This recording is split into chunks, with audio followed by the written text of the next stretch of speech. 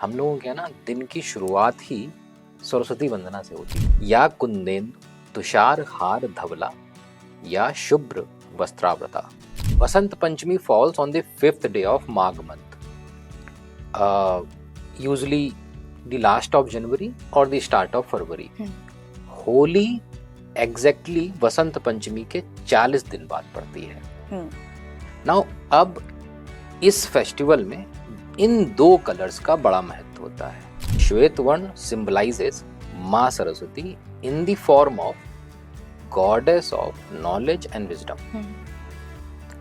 Yellow colour जो कि generally इस टाइम पे सिंबलाइज करता है या रिप्रेजेंट करता है वसंत पंचमी पे सरस्वती पूजन के पीछे एक और कारण जो कि कॉमनली नोन है, एक्सेप्टेड है, एंड दैट इज कि Vasant Panchami is the birthday of माँ सरस्वती। हमने अपने धर्म के हिसाब से, अपने रिचुअल्स के हिसाब से कभी नहीं माना कि सरस्वती नदी कभी थी ही नहीं। हमारे कल्चर में ऐसे कई त्योहार हैं, ऐसे कई ट्रेडिशंस हैं जो सदियों से चले आ रहे हैं। पहले तो हमारी दादी नानी हमें ये कहानियां सुनाती थी, इनके पीछे की समझाती थी कि इसका महत्व क्या है, क्यों मनाया जाता है।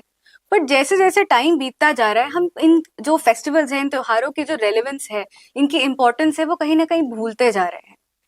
इन्हीं में से एक ऐसा त्योहार है वसंत पंचमी, जो हम हर साल मनाते हैं और उसी दिन हम माँ सरस्वती की पूजा भी करते हैं। पर हम में से कईयों को ये नहीं पता कि सरस्वती पूजा ही क्यों होती है वसंत पंचमी के दिन। बस यही समझने के लिए आज हमारे साथ मौजूद हैं बेस्ट सेलिंग ऑथर एंड माइथोलॉजिस्ट शरद बिंदल।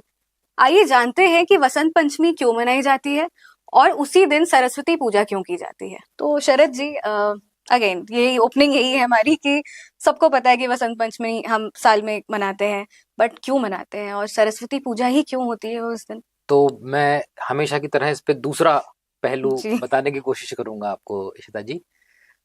पहली चीज तो ये कि मैं मानता हूं अपने आप को काफी सौभाग्यशाली कि मेरी स्टडी हुई थी सरस्वती विद्या मंदिर से। एंड हम लोगों के ना दिन की शुरुआत ही सरस्वती वंदना से होती थी। हम लोग स्कूल पहुंचते थे और सबसे पहले सरस्वती वंदना ही कराई जाती थी। And surprisingly I still remember that Saraswati Vandana. तो सुनना चाहेंगी? बिल्कुल। Okay, so it starts like this. या कुंदेंदु तुषार हार धवला या शुभ्र वस्त्रावृता। यानी कि कुंद is a flower of star jasmine, white colour का होता है। इंदु मतलब इन चंद्रमा जी, अगेन वाइट कलर। तुषार मीन्स आइस, हिम, बर्फ, कोहरा, अगेन वाइट कलर। यस।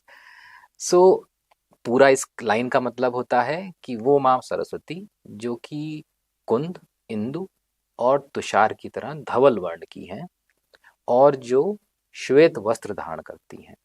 अगली लाइन, या वीणा वरदंड मंडित करा या श्वेत पद्मासना। यानी वो माँ सरस्वती जो वीणा दंड को अपने हाथ में लेके शोभायमान होती हैं और जो श्वेत कमल पे विराजमान है। या ब्रह्मा अच्युत शंकर प्रभृतिभिर देवे सदा वंदिता। यानी कि जो ब्रह्मा, अच्युत और शंकर, अच्युत मतलब श्री विष्णु भगवान, जो ब्रह्मा, अच्युत और शंकर जी आदि सभी देवी देवताओं से सदैव पूजित हैं। सा माम पातु सरस्वती भगवती निशेष जाड्यापहा। वो माँ सरस्वती हमारे अज्ञान और जड़ता को दूर करके हमारा कल्याण करने की और रक्षा करने की कृपा करें। इसलिए सरस्वती जी को ज्ञान की देवी भी कहा जाता है। ज्ञान की देवी कहा जाता है। अब हम आते हैं अपने मेन टॉपिक पे, वसंत पंचमी। वसंत मीन्स स्प्रिंग सीजन और पंचमी means 5th day of rising moon. Vasant Panchami falls on the 5th day of Magh month, usually the last of January or the start of February. Holi exactly Vasant Panchami के 40 दिन बाद पड़ती है। Now अब इस festival में इन दो कलर्स का बड़ा महत्व होता है और इसी से पूरी कहानी आपको थोड़ा समझाने की कोशिश भी करूंगा। वाइट, श्वेत वर्ण, आप पाएंगे कि इस पूरी वंदना में श्वेत वर्ण का जिक्र है। हमारे पूरे स्क्रिप्चर्स में, पुराणों में, वेदों में श्वेत वर्ण का जिक्र है। कहीं पे भी पीत वर्ण यानी येलो कलर का कोई जिक्र नहीं है। ओके। जबकि ये कॉमन आप देखेंगे रिचुअल है हमारा कि हम उस दिन पीले कलर के ही वस्त्र पहनते हैं या पीले कलर की ही माला पहनाते हैं माता रानी को। इसी बात से आगे की बात शुरू होती है और हम उसको लॉजिकली समझने की कोशिश करते हैं। सरस्वती पूजन क्यों होता है वसंत पंचमी के दिन? अगर हम अपने स्क्रिप्चर्स के हिसाब से चलेंगे सुचिता जी, तो श्वेत वर्ण सिंबलाइजेस माँ Saraswati in the form of goddess of knowledge and wisdom. Yellow colour जो कि जनरली इस टाइम पे सिंबलाइज करता है या रिप्रेजेंट करता है सरसों की फसल को basically, and that can be relevant to Ma Saraswati not in the form of goddess of knowledge and wisdom but in the form of goddess of river. अभी समझाता हूँ आपको ये पूरा। अब वसंत पंचमी पे सरस्वती पूजन के पीछे एक और कारण जो कि कॉमनली नोन है, एक्सेप्टेड है, एंड दैट इज कि Vasant Panchami is the birthday of माँ सरस्वती।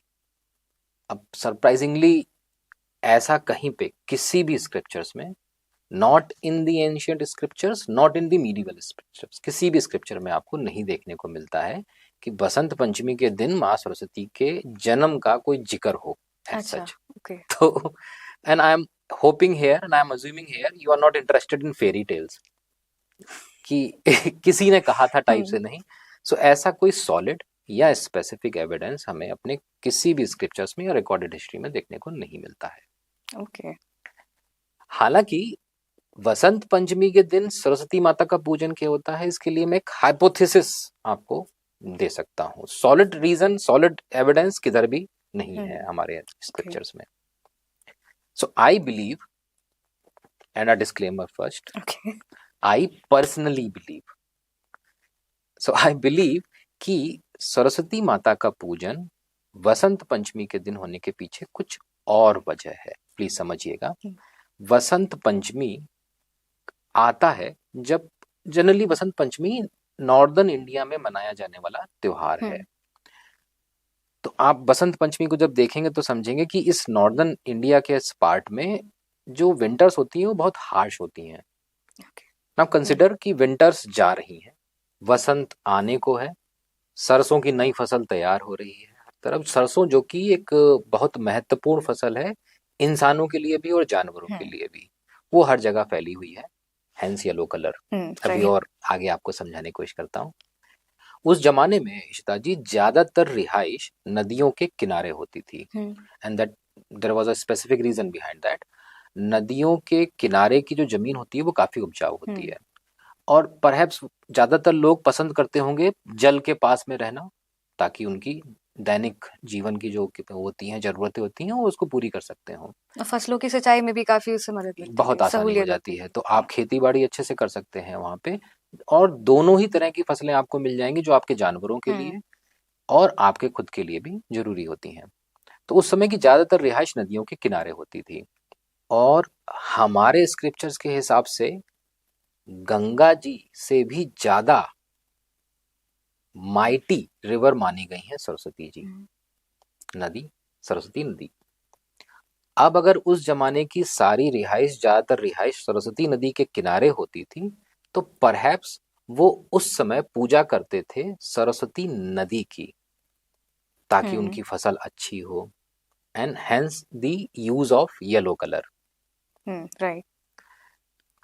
ऋग्वेद में भी इशिता जी सरस्वती माता का जो जिक्र है, उनका जो डिपिक्शन है, वो as a goddess of river है। एक और जिक्र हमको देखने को मिलता है माता सरस्वती का, वो मिलता है भागवत पुराण में, जहाँ पे लंबी स्टोरी है लेकिन कटिंग इट शॉर्ट, जहाँ पे कि माँ गंगा ने माँ सरस्वती को श्राप दिया, एंड सरप्राइजली भागवत पुराण के इस पर्टिकुलर उसके हिसाब से विष्णु जी की 3 वाइफ थी हैं। लक्ष्मी जी, गंगा जी और सरस्वती जी। तो that's contradictory honestly speaking, but उसके उस कथन के हिसाब से गंगा जी ने सरस्वती जी को श्राप दिया कि जाओ तुम मृत्युलोक में नदी बन जाओ, तो सरस्वती जी का इनकारनेशन हुआ, यानी माँ सरस्वती का इनकारनेशन हुआ as a river goddess Saraswati. यानी कि जो हमारे फोर फादर्स रहे होंगे वो बेसिकली उस समय पूजा करते होंगे सरस्वती जी की, but in the form of goddess of river rather then in the form of goddess of knowledge and wisdom. Now जब सरस्वती लुप्त हुई, अब अगेन इसमें भी एक पेच ये है कि most of the historians believe कि there is no archaeological evidence कि सरस्वती नदी जैसी कोई भी नदी कभी भी इस दुनिया में थी भी। ठीक है, but that's long and controversial topic, so coming back to the main point.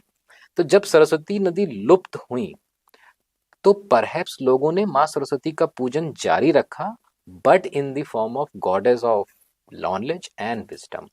Right. So honestly speaking, that's the only logical deduction I can provide to my viewers कि इसलिए वसंत पंचमी के दिन सरस्वती माता की पूजा की जाती है। एक नई फसल शुरू हो रही होती है, एक नया सीजन आने वाला होता है। इनिशियली स्टार्ट हुई थी ये पूजा एज प्रेइंग माँ Saraswati in the form of goddess river, और बाद में वो कन्वर्ट होके ट्रांसफॉर्म होके चलती चली आई। तो सरस्वती पूजन बंद नहीं हुआ, चलता रहा, बट उसका ट्रांसफॉर्मेशन अलग हो गया है in the form of knowledge. If I think एक जो आपसे बात करते करते एक डिडक्शन मेरा ये आया यहाँ पे कि क्योंकि किसी भी हार्वेस्टिंग में कहीं पे भी फसलों की अगर बात होती है तो पानी, water plays an important role. बिना पानी के फसल नहीं उग सकती। तो शायद इसी वजह से था कि इवन दो सरस्वती माता को कहते थे कि सरस्वती रिवर अभी विलुप्त हो गई है, लेकिन वो पूजा उसकी इसलिए चलती रही क्योंकि हार्वेस्टिंग में तो अभी भी वाटर, अगर एज अ वाटर बॉडी भी उनको ट्रीट करें एज बिल्कुल सही गॉडेस ऑफ रिवर, तो रहा है उनका इम्पोर्टेंस। इसके दो और वो निकल के आते हैं लॉजिकल डिडक्शंस।